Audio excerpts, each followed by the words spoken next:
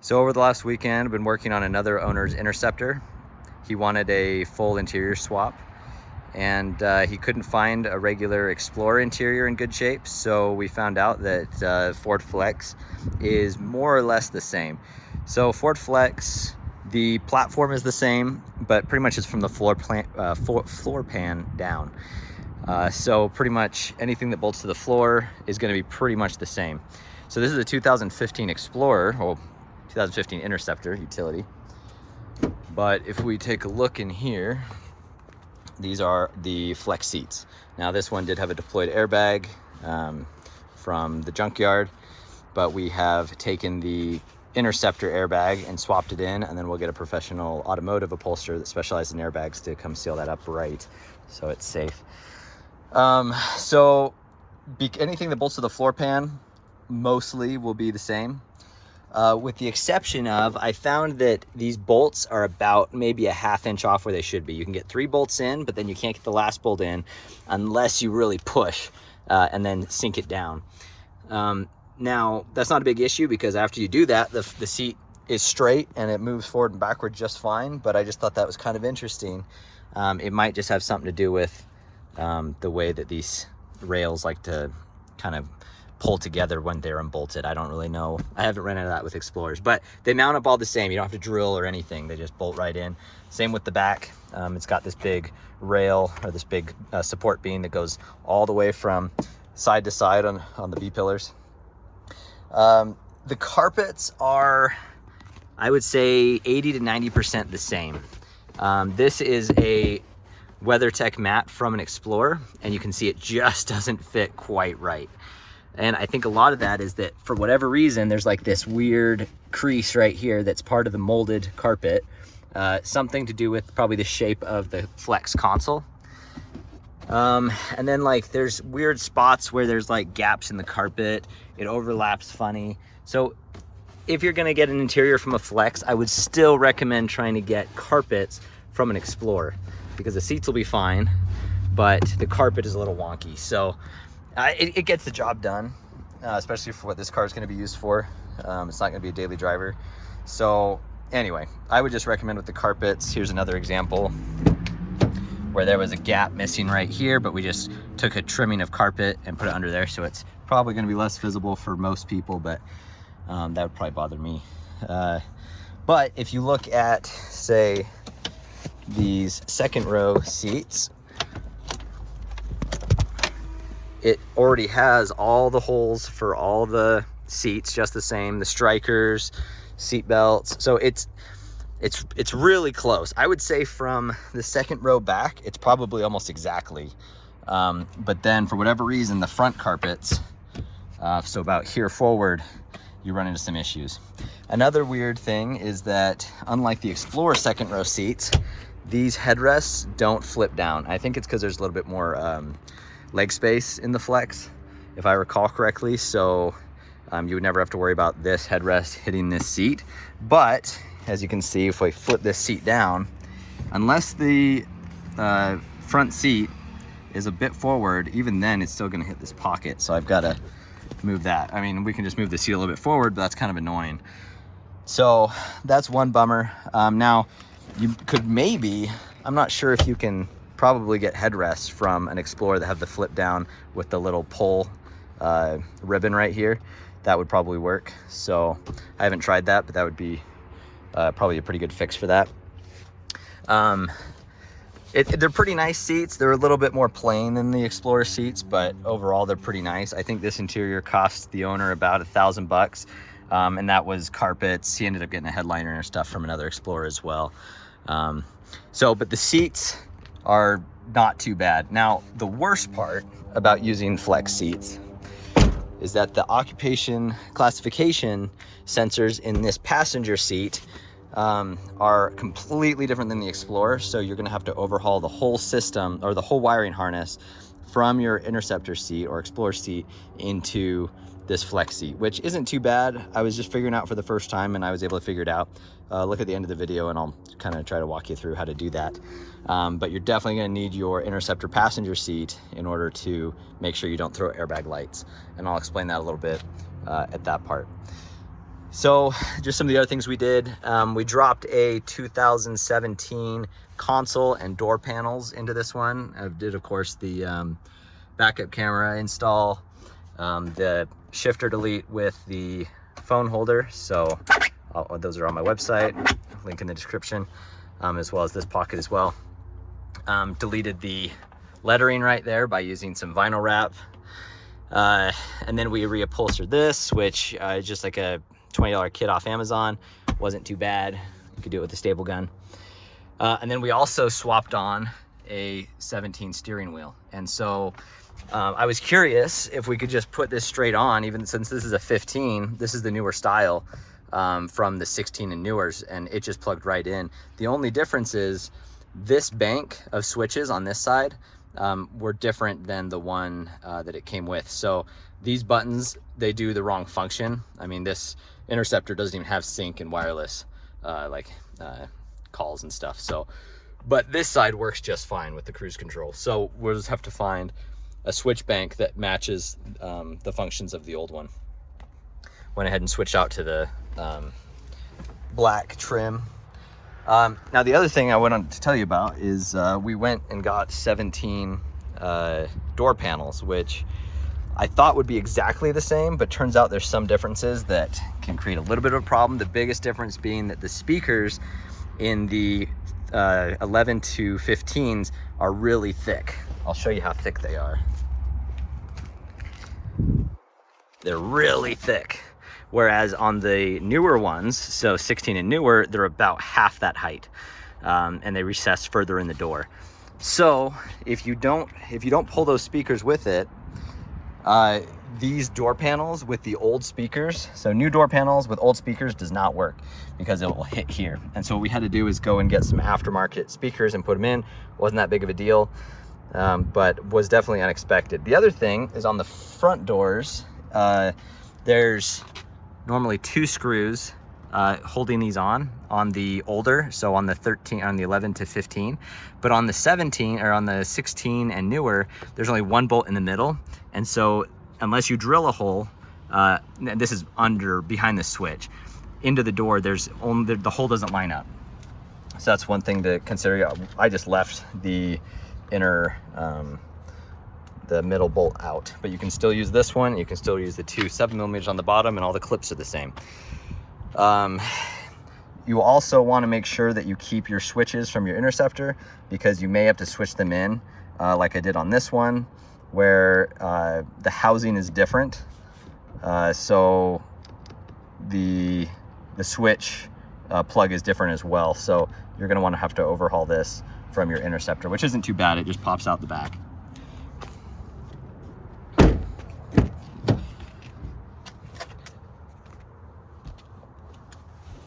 On the center console, we have ordered a replacement cup holder, but it's not here yet. But we deleted these HVAC controls and then put in USB. This delete panel is also available on my website. Here is the back doors. These went on flawlessly, no problem. But once again, the speakers were too big, so we had to switch out for some different speakers. Now, these are supposed to be 6.5 in the back and 6x9 in the front, but that does not accommodate, or that does not take into consideration the mounting, the brackets that the speakers are built into. So even though this is 6x9, the holes are way out here. So you can't just slap in 6x9s or even the 6.5s without drilling some holes or getting some adapter brackets or something like that. So that's something you're going to want to invest in if you're going to be putting newer panels in an older Explorer. That's about it. Overall, I would just say that you know, if you're in a pinch and you can't find Explorer seats or carpet, you can use a Flex seat. But I would try to stick with Explorers if you have the option. It just seems like Flexes are a bit more common. To give you an example, there was maybe 6 or 7 Explorers at the junkyard, but they were all picked over. And then there was a few Flexes at the junkyard that had been there for months, and they had full interior still in them. So a lot of people, I don't think, realize that you can use both seats in the Explorer, but they are much more available. So hopefully this helps you, and Thanks for watching. So the biggest difference you're going to run into when you switch over from an Interceptor seat or an Explorer seat to a Flex seat is that you're going to have different occupation classification system. And so on the Interceptor, you have the liquid bladder, and this is the sensor for it, and then this corrugated tube conceals a hose, and here's the bladder here underneath this this mass backing, so you can kind of see that's where the hose goes in. And what happens when you sit on this seat, it displaces the fluid up through this hose into the sensor, and it lets you know that somebody's sitting there, and it turns on the airbag. The other thing that's part of it is this little sensor on the rail right here. And it looks at first glance like you can't get it off because it's riveted. Sorry, I'm trying to get a good view on this. But if you look behind, there's these two T27 Torx right here that mount this plate on. So there's one there, one there. And so pretty much you need those, because what this does is it can tell when the seat is in the full forward position. So pretty much this sensor will know when it's in the full forward position, the seat is, and then it will disable the airbag. So if you have a small person, like a kid, in the front, it will disable the airbag so it doesn't smack them real hard in the face and hurt them. So these two components, there and here, if you don't have those on your Interceptor, it's going to set off the airbag light. This is also applicable if you are using an older Explorer seat. I think 2011 and 2012 sometimes did this as well. So pretty much just check on your new seat if it has those. And so I look down here, it doesn't have that sensor, and obviously there's no bladder. It has some other system that I haven't really looked too far into to see how it works yet. But so pretty much we're gonna strip the parts of this that are needed for the occupation sensor, which I haven't done yet, so I haven't quite figured it out. And then you're gonna have to overhaul them to here, but you have to keep this harness because that's what's gonna run your powered seats. So we're gonna have to figure out what pins these go into. So I'll be stripping back this wire and figuring out each of these wires, where they go into this harness, and then repinning it into this plug. So just a little bit more on how this works is I've already unbolted this sensor, but it was bolted in like that. And pretty much my understanding is that this is essentially a magnet inside. And so you notice there's this metal plate, which is steel. And so right now I have it, so the seat is as if it was all the way fully in the back position. So if you were someone with long legs, and you'll notice, it's hard to do this with one hand on the camera.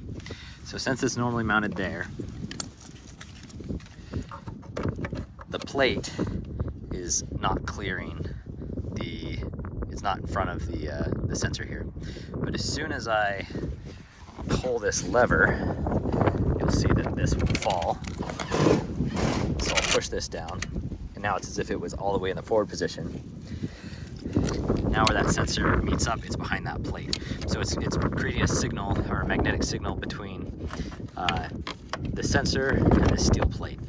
So because of this, we don't have this steel plate on our Flex. And so I'm not sure if you can just change out these rails. You probably could, but you'd have to completely tear these seats down.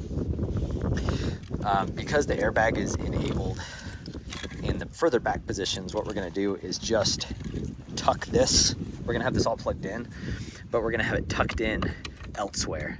And it's essentially not going to disable when it's in the forward position. So that's kind of your warning, is that with this, the airbag will still deploy even with your seat in the forward position, which is, definitely a safety modification that you're making here. It doesn't really make a big difference as long as you don't put little kids or short people in the front, or with the seat in the full forward position. So That's kind of a disclaimer that to make these work, you do have to modify this or to completely tear down your rails and overhaul them, which is probably a really big chore. And I'm actually not sure how well it would work with these motorized seat mechanisms because, you know, as you can see, there's not enough room to fit this in here without it hitting the recliner, motorized reclining part. So I actually don't know if this is even possible at all to switch this out and keep the motorized function.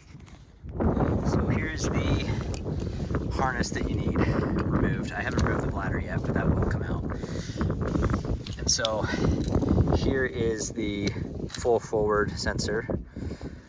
And then here's the airbag, which shouldn't be different, but you can just unplug it. And then this is the occupation sensor bladder, so that's what plugs into this sensor.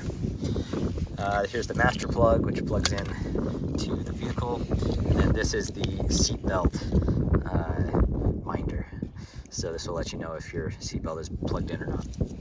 So pretty much what I'm gonna have to do here is figure out which wires. So for example, on this one, on this sensor, it is a green, orange, and just black, it looks like. Yep. And so I'm gonna have to find where that's coming out here. And so there's our green, orange, and then there's our black. So that would be the ground, I guess. So it's probably, that black is probably the same black.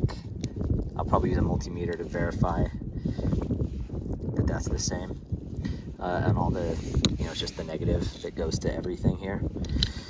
So pretty much I'm gonna have to cut the wires here and splice them in the right spots, or actually better yet, rather than cutting them, we're just gonna de-pin them and then repin them in the right spot on that plug so that when we plug it back into the car, it'll line up with the original Interceptor configuration, if that makes sense. So careful not to cut too much on these or any. If you take your time, you can do a really clean swap. So here's a better example. Here's a better example of how the pinning is going to work. So for example, this is the Interceptor plug and here is the flex plug. You'll see that in this pin right here where we have that green orange, there's nothing in it right here. So we're going to de-pin this one and just plug it into this one, and we're going to use that whole same concept for all of the necessary occupation wires from this harness into this one. So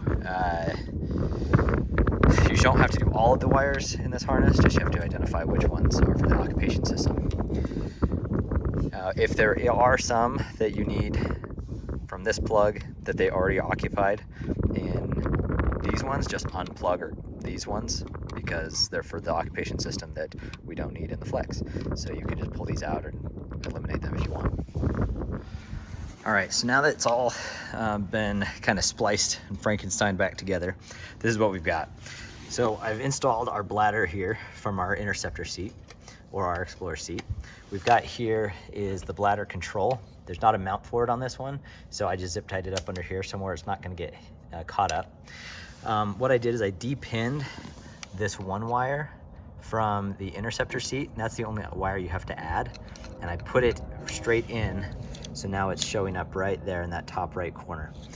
The rest of them are ones that already have pins already in here, and rather than de-pin these and try to break this plug in the process, I ended up cutting them and splicing them in from the other harness. So you'll notice that I have like an airbag plug here, which is the one I'm using, and then there's an extra one here. So this one's not being used. So really what I did is remove the plug from the Interceptor one, and there's kind of two harnesses under here right now, minus the plug. So that way I didn't have to unravel a bunch of this wiring loom. The black wire, instead of repinning it, I simply just spliced it in because I'm pretty sure it's just a negative. So it should be all the same. These two that I took out of the old plug are the airbag plug that actually go to this one that are not going to be used anymore because we already have this one that's all plugged in, ready to go. And then you come up here, and this seat had the pre-tensioner right here, and I removed that pretensioner and replaced it with the Interceptor buckle that does not have the pretensioner, because the pretensioners are in the are mounted to the B pillar on the Interceptors. And then that way, because I'm using the old plug, it just plugged right back in. This is the one from the flex plug that went to the pretensioner. We don't need this, so this is just going to sit there unused. You can cut this out if you wanted to. So I know this is kind of confusing to look at. The other thing is right down here is that seat track position sensor. I just zip tied this up under here, and you just want it somewhere where it's not up against metal. Like you wouldn't want it up against here. You just want it up against some foam or fabric. Otherwise it's going to disable your airbag. If you wanted it to be always disabled, you could put it up against metal, and then it will always be disabled. So now we're going to put it in the car and make sure it works. All right, so here we are hooked up. This wire is going underneath along there and is hooking into the purple red wire. And what that is, that's the main power to the seat. This is only applicable if you're putting in replacing manual seats. So because I was going manual, there was no power going into these seats, and so in this plug there's no purple red wire, so we're just piggybacking off of that. So that's what that's for. You could hook this up to any constant 12 volt non-ignition wire, and you'll get the same result. Then we're plugged in here, and everything should be good. So we are going to turn the key on and make sure we don't have airbag lights.